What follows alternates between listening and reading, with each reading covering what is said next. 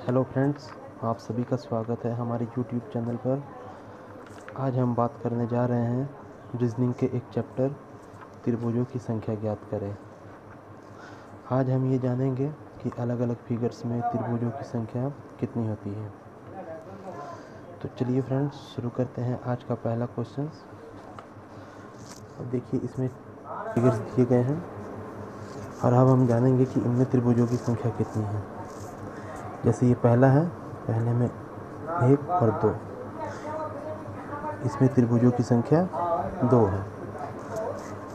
अब बात करते हैं इनकी दूसरे फिगर की। इसमें त्रिभुज की संख्या है 1 2 3 4। अब देखने वाली बात यह है दोस्तों कि जब भी किसी चतुर्भुज में त्रिभुज की संख्या को गिनती किया जाता है तो उसको दुगना कर दिया जाता है। जैसे 4 × 2 8, इसकी संख्या हो जाएगी 8। इसी प्रकार तीसरे चतुर्भुज में आते हैं 1 2 3 4 5 6। इसमें हमें 6 ट्रायंगल दिखाई दे रहे हैं। उसी प्रकार 6 को भी 2 से अगर हम लोग इंटू करते हैं तो इसकी संख्या हो जाती है 12, यानी कि इसमें त्रिभुजों की संख्या 12 है।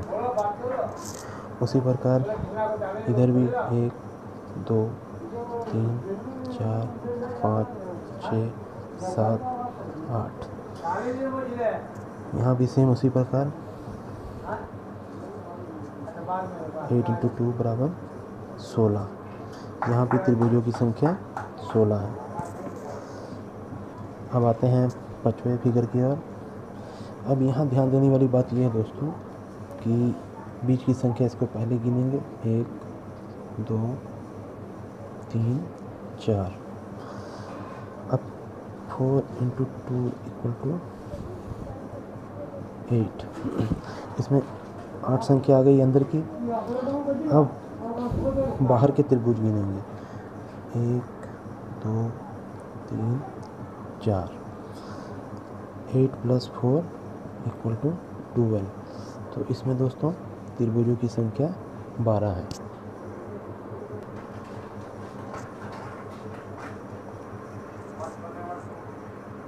तो चलिए फ्रेंड्स, अब आते हैं दूसरे प्रश्न की ओर।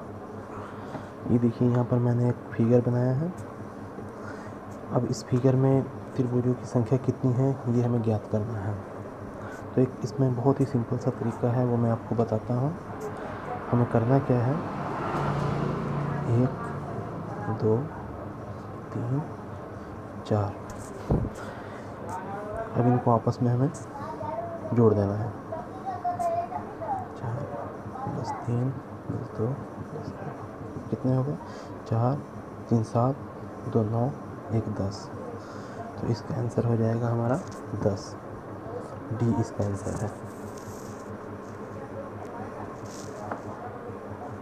ये तीसरा प्रश्न भी सेम उसी प्रकार का ही है दोस्तों। इसमें फ़र्क सिर्फ क्या है कि इसमें बीच में एक रेखा दे दी गई है। ये हमें कुछ नहीं करना है, जिस प्रकार मैंने पिछले फिगर में किया था। 1 2 3 4 इसको जोड़ दिया गया था, इसका कुल आया था 10। उसी प्रकार इसमें भी 1 2 3 4 इसको भी जोड़ देना है, इसका भी कुल योग 10। 10 और 10 हो गए 20। तो इसका आंसर हो जाएगा हमारा 20, यानी कि सी इसका आंसर है।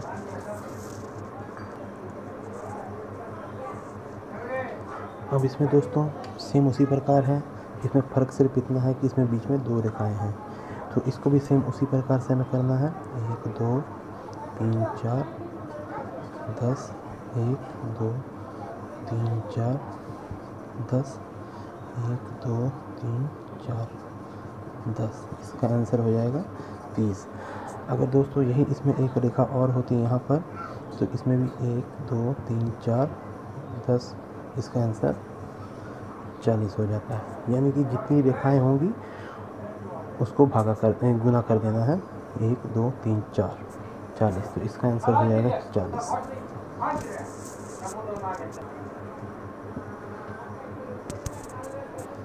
देखिए दोस्तों, एक ये डायग्राम है, ये भी सेम उसी प्रकार का है जो मैंने पिछले डायग्राम में आपको बताया था, सिर्फ इसमें थोड़ा सा दिमाग घुमा दिया गया है। किस प्रकार बनेगा इसका सरल तरीका मैं आपको बताता हूँ। जैसे पिछले डायग्राम में हमने किया था 1 2 3 4,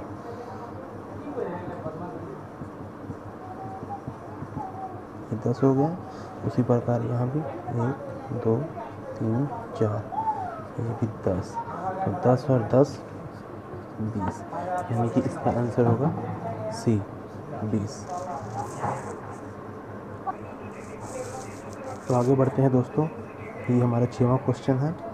ये भी सेम उसी प्रकार है, लेकिन फ़र्क सिर्फ इतना है कि इसमें बीच में एक क्षैतिज रेखा दे दी गई है। अब इसमें हमें कुछ नहीं करना है, बस जिस प्रकार हमने पिछले वाले में किया था 1 2 3 4, 1 2 3 4, इसका कुल योग हो गया 10 और इसका कुल योग हो गया 10। उसी प्रकार इधर भी 1 2 3 4, 1 2 3 4, इसका भी कुल योग हो गया 10 और इसका भी 10, यानी कि इसका आंसर हो जाएगा 40। इसका आंसर डी होगा।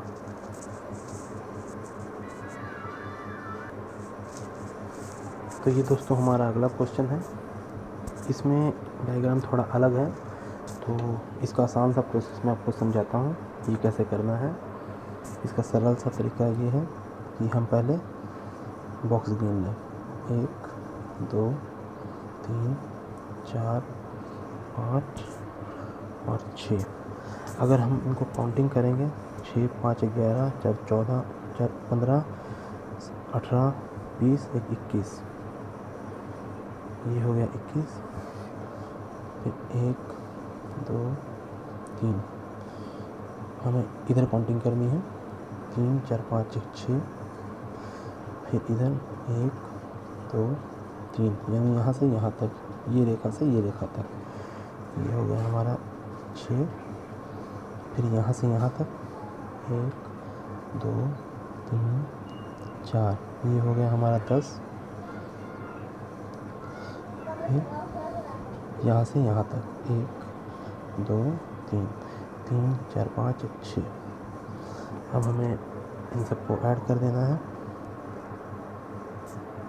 21 + 6 + 10 + 6 + 6। अब ये हमारा हो जाएगा 21 6 27 27 49। तो इसका आंसर होगा दोस्तों बी 49।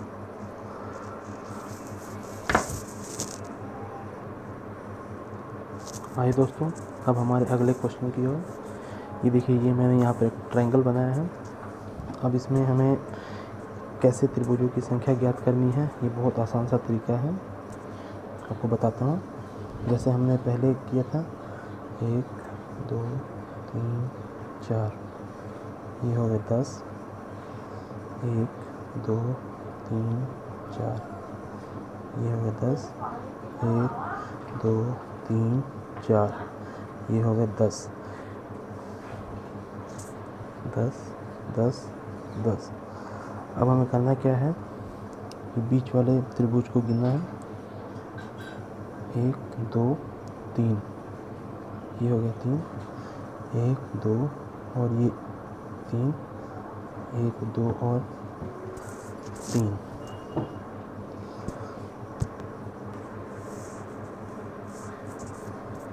दोस्तों 3 3 6 3 9 9 हमने यहाँ ऐड कर दिया। अब हम छोटे त्रिभुज को गिनेंगे 1 2 3 4, ये हो गए हमारे 4। अब बचे बड़े त्रिभुज 1 2 और ये 3, यानी कि 30 39 43 46। इसका आंसर हो जाएगा दोस्तों 46।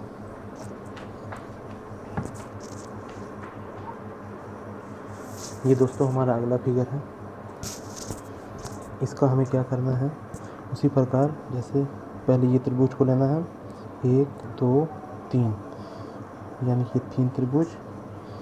उसी तरह ये भी 1 2 3, ये हो गया 3, और 1 2 और ये 1 2 3। उसी प्रकार ये 1 2 और 3। ये दोस्तों हमारा हो गया 12।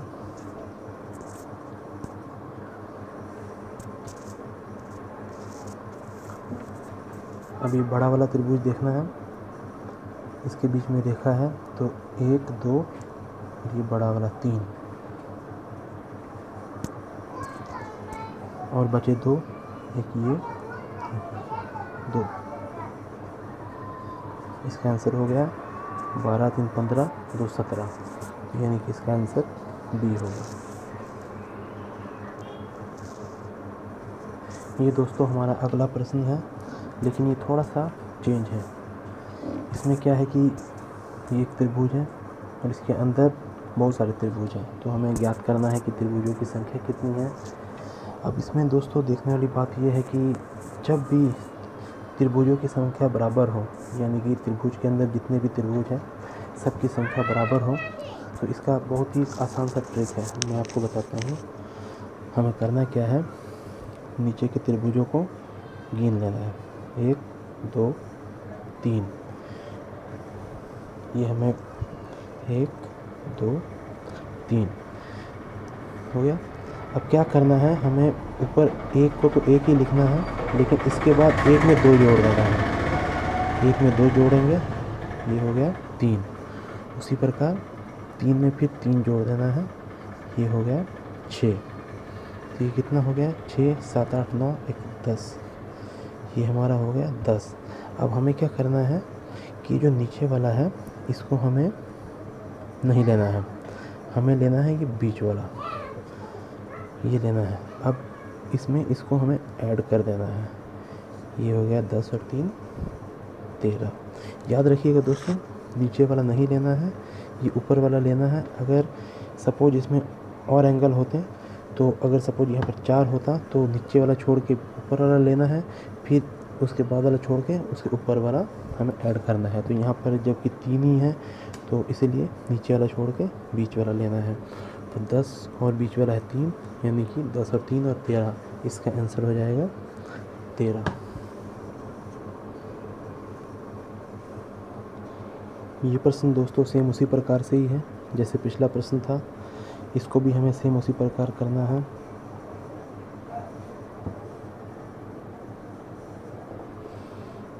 इसमें हमें त्रिभुज गिन लेने हैं 1 2 3 4। इसको हमें उसी प्रकार लिखना है 1 2 3 4। एक में एक के सामने एक ही लिखना है, फिर 1 में 2 ऐड कर देना है 3 में फिर 3 ऐड कर देना है 3 और 3 6, 6 में 4 ऐड कर देना है 6 4 10। अब हमें ये काउंटिंग कर देना, 10 6 16 3 19 1 20। दोस्तों जैसे मैंने पिछली प्रश्न में समझाया था कि नीचे वाला हमें नहीं लेना है, बीच वाला लेना है। हम 6 को लेंगे, फिर 3 को नहीं लेंगे, फिर 1 को लेंगे, तो 20 6 और 1, यानी कि इसका आंसर हो गया 27। तो हमारा सी आंसर होगा 27। आशा करते हैं दोस्तों कि आपको ये कॉन्सेप्ट समझ में आया होगा। मैं जल्द ही हाजिर होऊंगा आपके सामने एक नई वीडियो लेकर, एक नया कॉन्सेप्ट लेकर। अगर आपको ये वीडियो पसंद आई हो तो लाइक और सब्सक्राइब अवश्य कर दें।